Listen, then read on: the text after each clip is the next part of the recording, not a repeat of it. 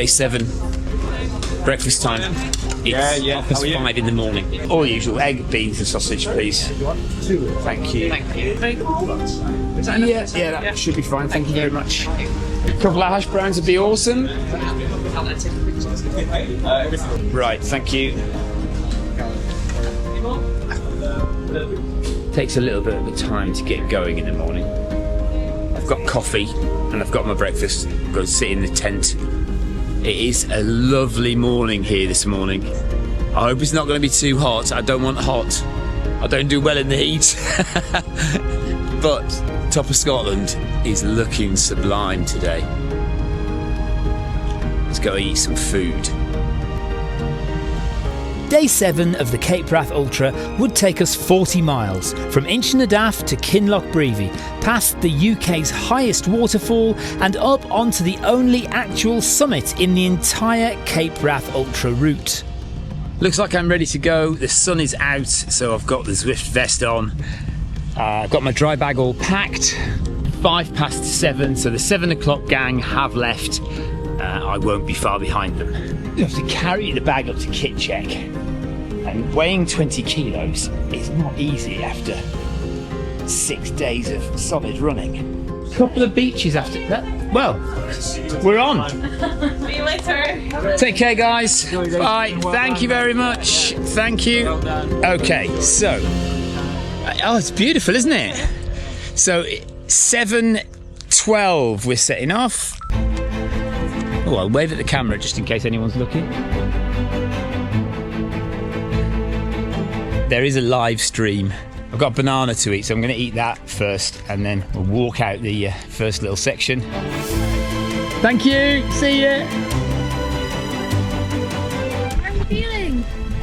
Well, perfectly good, seeing as it's the start of the day. Although I have just realised I've put my shorts on inside out. Oh, stop. See you later. I began the first climb full of optimism and excitement, knowing that this was the last big day, and if I could complete day 7, I was almost guaranteed to finish the Cape Wrath Ultra. The light was spectacular and the ground surprisingly firm underfoot, although I was certainly not moving fast. For reference, I was currently 37th overall, not that I was particularly concerned with that at this stage. Just traversing the path between the valleys. Top of the first climb. 6k done. It's taken quite a while though. 1 hour, 45 minutes or so. Look at that. Coming down the other side of the pass, the ground became increasingly rock-strewn and boggy, and we were soon caught by race leaders Henry and Danny. Henry, well done. Good job, buddy. Well done, dude. And you. Enjoy. 3 hours in to Cape Wrath Ultra day 7. And in the spirit of keeping it real, I'm feeling a bit low. I'm a bit down in the dumps. I know it's day 7 and I should be kind of raring to go, but the mud and bog and bracken is all getting me down today. It's quite difficult going. My kilometre splits are just ridiculously slow. I don't feel like I've got loads of energy either. Ooh. And that's the other thing, I'm falling over everywhere. Slipping and just not functioning yet. I've done 12k in 3 hours. That speed is enough to get me to the cut-off point on time. So I could just kind of go at this speed and just still make the cut-off at checkpoint 2. But I don't want to go at this speed. I want to feel like I'm making progress, and so consumed was I with my own inner struggles that I completely forgot to look behind me to see the UK's highest waterfall with a 200-foot drop. And unfortunately, the boggy terrain simply didn't let up. I can't believe I've missed the highest waterfall in the UK. It's right over there in the distance now. so annoying.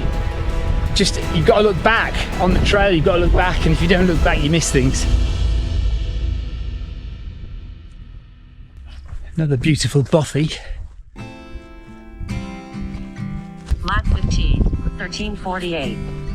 If I was forced to specify one day of the 8 which surpassed all the others for stunning scenery, I think I would have to say day 7. Certainly the section between the top of the first climb and the summit of Ben Dreavie were breathtaking. The waterfall, the lochs, the valleys, the panoramas were all incredible, and it's a confusing juxtaposition to be in such beautiful surroundings outside and yet feel so totally broken on the inside. Amazing, absolutely brilliant scenery. When we get there, we'll throw a big feast with pina coladas, hand in hand, not out of reach. Higher, yeah, we'll be lighter, happier, and much brighter. Take the step, have no regret. I don't wanna sleep every night. I wanna light a spark in the dark. I don't wanna say I'm okay, living the same every day. Come run beside me, let's take off. Let's leave this place. Wow, this is a slog. 24, 25 kilometres in, nobody's really sure. It's very hot now and this is becoming a real slog. At least we've got some runnable ground at the moment. It's about 1 p.m, cut-off is at 1:45 and we're about half a K from the checkpoint we just see ahead. The heat of the day was now sapping what remaining energy I had, and once again I found myself slowly losing the will. However, the difference between day 3 and day 7 was that now I could see the finish line. It didn't matter anymore in what position I finished or how I made it to the end, as long as I made it there. So we've got 26k left to go. Absolutely amazing scenery, wonderful sunshine, beautiful day, but I am completely wrecked. 26k, it's going to be a very, very long 26k, I'll tell you. I am so shattered. I'm just walking. If I can do 10-15 minute kilometres, I'm happy. That will get me in on time. It's really stunning with the lochs, the little pockets of water up here.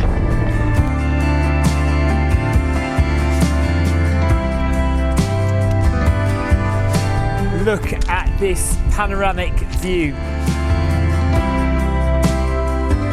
Let's leave this place for another place.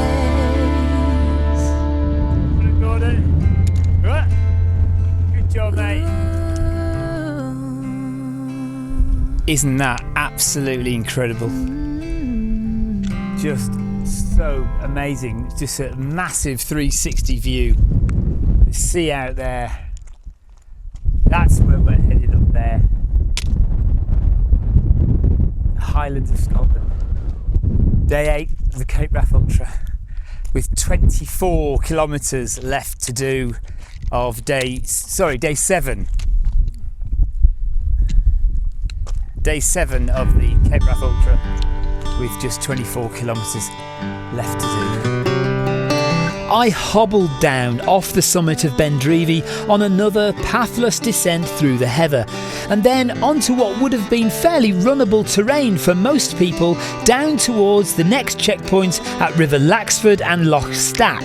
But there was definitely something not right, and it was time to admit it to myself. So I think I am now getting an injury on my right foot, or on the shin sheath of the tendon just on the shin of my right foot, and it's making it a bit sore to run now. We've got this nice downhill bit here which I could be pounding down, although I'm just totally tired. Beautiful view though, and I think it's about 3k to the next checkpoint. Next checkpoint closes at 6. We've got ages. We'll be there when in time. It's just getting there. It's one step in front of the other, one foot in front of the other. Keep moving forward, no matter how fatigued, how tired you are. If you keep putting one foot in front of the other, you'll get to your destination. I mean, we do have to do it at a certain pace to make sure we hit the cut-offs, but that's basically your guiding principle. I made it to Laxford Bridge and the ground was flat and easy to move over.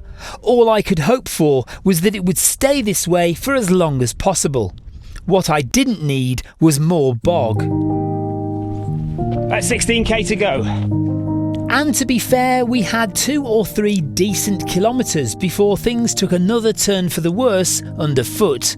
This was the absolute worst, and I said many words which cannot be repeated here for fear that the channel will be deleted. 48 kilometres in, so about 10 or 11 to go. I am moving at snail's pace now because my foot is so sore. There's not a lot I can do about it, unfortunately. And the ground is, well, just a bog most of the time along here, which is not great because we've got to drop down to the lock. I mean, that is absolutely stunningly beautiful, isn't it? And what a day to be here. But unfortunately, my leg is done in and the ground underneath is horrendous, and there's still 11k to go. Thankfully, the last 6k are on a tarmac road, so that'll be good for me because it's this stuff that's killing me. This is because my foot is going all over the place, bending and twisting, and that's not good at all. If you're new here and you've enjoyed this video, please don't forget to subscribe to the channel. There's one more episode to come in this series and it's the big finale, so don't miss that. Finally made it off that awful path. That's some of the most depressing coast path. Almost as bad, well, no, I would say as bad as Zenor in Cornwall. Just awful, especially when you're injured, which I now am. Bad leg, just couldn't move through all the mud, and every time I twisted my ankle, and oh, it's just horrible. Anyway, that's over now. I never have to go there again. We've now got 6k on a tarmac road, which is much better for my foot because it's not going to twist and turn everywhere. It's just going to land flat, and that's fine. I can even run a little bit downhill flat with the leg as it is. So I'll do a bit of that shortly. Plenty of time to get in. It's not even 8 o'clock yet in the evening, and course closes at 10. So I've got 2 hours to do 6k. I mean, I am going to do that. Nothing will stop me doing that. Beautiful evening. Been a tough day. I was so much happier once I hit the tarmac, knowing the work was almost done for the day and that I was almost there. However, the injury was a concern. In any other situation, there's no way I would consider going out running the next day with an injury as bad as mine felt.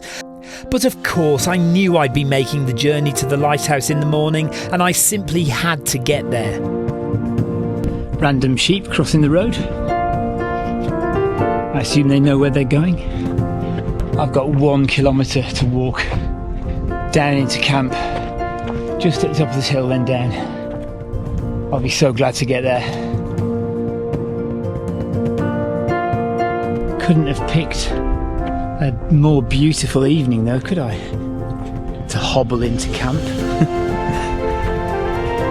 Oh, there's the sunshine, look at that, gosh.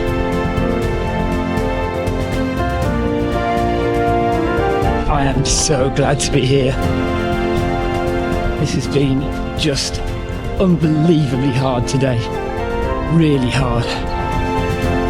Where am I going? Cheers, Jeff. Oh yeah.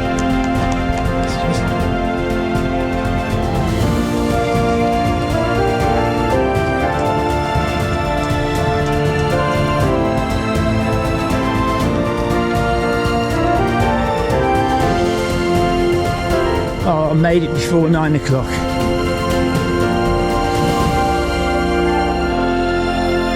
And we're in.